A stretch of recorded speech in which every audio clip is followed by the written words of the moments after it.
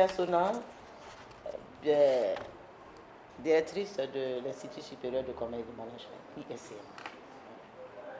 Et puis, présidente du collectif des fondateurs de l'enseignement supérieur privé. Et c'est à ce titre-là qu'on a plusieurs écoles, disons au moins 5. Elle est mon vice-président, qui aime bien me taquiner, qui aime bien faire de moi sa petite femme dans l'ombre. En présence de Mme Seri, toujours on se taquine. Bon, il est là, donc il a ses représentants, il va passer tout à l'heure. Je souhaite donc la bienvenue à tout le monde, puisqu'on me demande de faire un petit... Donc je vais m'employer, je vais essayer. Bienvenue à tout le monde. Bienvenue au sein du campus ISM pour cette formation. Il me revient l'honneur donc d'ouvrir ces journées de formation au nom du collectif des fondateurs de l'enseignement supérieur privé.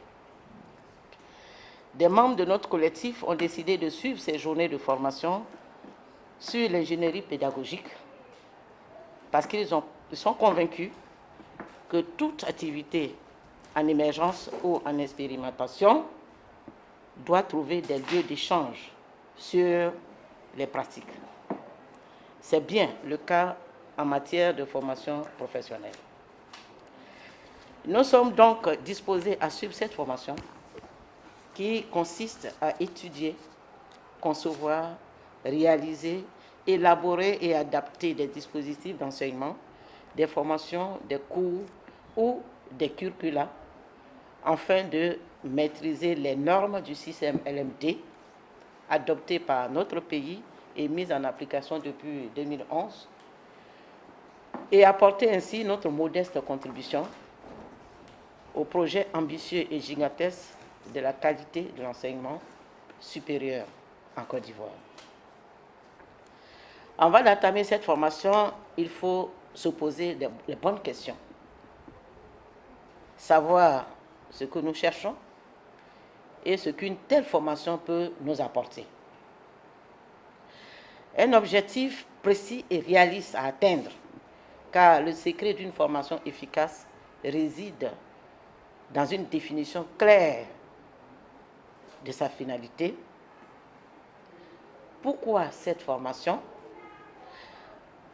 Dans quel objectif? Pourquoi maintenant? Les réponses sont claires parce qu'il s'agit de modules de formation courts et ciblés, à savoir l'intérêt dans l'élaboration et la définition des curricula, l'évaluation, attribution des crédits, évaluation capitalisable et transférable, la définition des objectifs de formation liés aux résultats d'apprentissage et le tutorat. On peut s'interroger sur les raisons de la mise en œuvre d'une telle démarche au sein de notre groupe. Ne sommes-nous pas des fondateurs d'enseignement supérieur? Ne délivrons-nous pas des diplômes nationaux de surcroît, signe de la reconnaissance de notre qualité par l'État? Les systèmes LMD ne s'imposent pas à nous? Plusieurs raisons le justifient. Il y a d'abord les facteurs externes de nos écoles, des modifications de notre environnement, la concurrence avec les autres écoles qui se développent dans un contexte de foisonnement de structures privées. Ces structures nous font concurrence et nous leur faisons concurrence.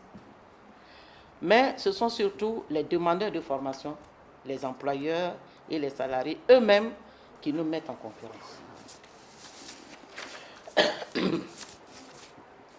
Notre statut, notre légitimité garantie par l'État ne nous protège pas. Au plus, au moins, il faut démontrer notre aptitude au savoir et au savoir-faire. Il y a ensuite des facteurs internes, la mobilité accrue de nos étudiants, de nos enseignants, due au système LMD, qui nous demande de former autrement.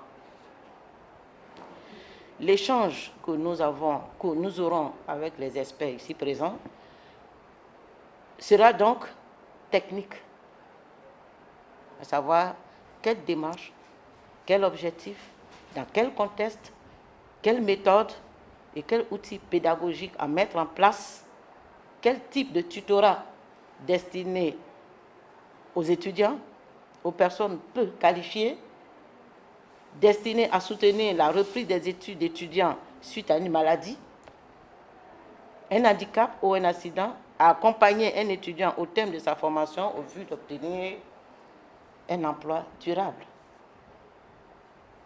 mais aussi, nous l'espérons, humain, c'est-à-dire orienté par la quête du sens de cette expérience et avec la volonté de faire mieux pour nos publics, pour le service privé d'éducation, de nos agents qui s'y consacrent et qui y croient. Je ne doute pas de la réussite de cette formation, au vu de l'intérêt des participants à ces journées et surtout de leur qualité. Je remercie les experts qui sont là aujourd'hui et qui ont accepté de nous accorder 6 jours pour nous former sur l'ingénierie pédagogique. Je tiens à exprimer ma reconnaissance à Mme Kwa, malheureusement elle est en retard, celle qui nous a conseillé et qui a pris une part active à l'organisation de ces journées de formation. Je ne saurais oublier les fondateurs qui sont là aujourd'hui, qui nous font confiance et qui sont toujours présents à nos côtés, afin qu'ensemble, nous portions notre modeste contribution à la qualité de l'enseignement supérieur privé en Côte d'Ivoire. Je souhaite à tous une formation très productive et vous assure que le collectif sera à l'écoute de vos propositions et orientations pour faire évoluer les offres de formation dans l'enseignement supérieur privé. Que Dieu nous bénisse. Merci.